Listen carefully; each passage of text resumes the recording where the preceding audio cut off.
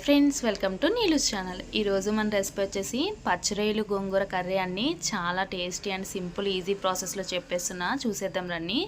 ముందుగా half KG రొయ్యల్ని తీసుకొని శుభ్రంగా క్లీన్ చేసుకొని దానిలో చిటికెడు పసుపు, ఒక హాఫ్ స్పూన్ ఉప్పు, హాఫ్ స్పూన్ కారం వేసుకొని బాగా మిక్స్ చేసుకొని దీనిలో వాటర్ అంతా ఇనికిపోయి బాయిల్ అయ్యేంత వరకు ఒక 80% వరకు బాయిల్ అయ్యేంత వరకు కుక్ చేసుకోండి. తర్వాత ఒక బాండీలో ఒక అర కేజీ రొయ్యలకి గుప్పుడు వేసానండి నేను గుప్పుడు గోంగూరకి ఒక 8 పచ్చిమిర్చి వేసి ఒక స్పూన్ పించ్ ఆఫ్ ఆయిల్ వేసుకొని ఇలా మగ్గించుకొని తర్వాత ఒక ప్యాన్ పెట్టుకొని ప్యాన్లో ఒక 2 గరెట్ల ఆయిల్ వేసుకొని ఒక 2 ఆనియన్స్ చిన్నగా చాప్ చేసుకొని వేసుకోండి. దీన్ని బాగా ఫ్రై అయ్యేంత వరకు ఫ్రై చేసుకోండి. కొంచెం బ్రౌన్ కలర్లో వచ్చిన తర్వాత దీనిలో ఒక స్పూను అల్లం వెల్లుల్లి పేస్ట్ వేస్తున్నాను. ఇది కూడా మనకి బాగా పచ్చివాసన పోయేంత వరకు దీన్ని మీరు ఫ్రై చేసుకోండి. ఈ కర్రీ మీకు చపాతీలోకైనా, రోటీలోకైనా, అన్నంలోకైనా, బిర్యానీ అయినా, బగారా రైస్ అయినా చాలా బాగుంటుందండి టేస్ట్. ఒక్కసారి ఈ స్టైల్లో ట్రై చేసి చూడండి. ఒక్కసారి తింటే వదిలిపెట్టరండి.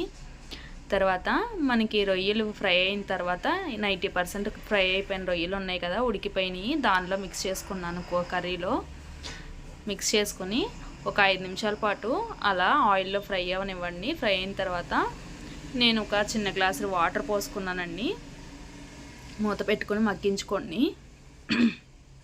చూడండి, ఇలా మగ్గిన తర్వాత ఒక టమాటా వేసుకొని చిన్నగా కట్ చేసుకొని టమాటాని మిక్స్ చేసుకొని మళ్ళీ మూత పెట్టుకొని వాటర్ అంతా ఇనికేంత వరకు కూడా బాగా మగ్గించుకొని, ఇలా చేయడం వల్ల ఏంటంటే ముక్కకి ఉప్పు కారం అన్నీ పట్టి బాగా టేస్ట్గా ఉంటుందండి, చాలా బాగుంటుంది. తర్వాత నేను ఇందాకడ గోంగూర చూపించాను కదండి ఉడకపెట్టింది, మీరు మిక్సీ జార్లో అన్నా వేసుకోవచ్చు, లేదు అంటే పప్పు గుత్తితో అయినా స్మాష్ చేసుకోవచ్చు. నేనైతే మిక్సీ జార్లో వేసాను.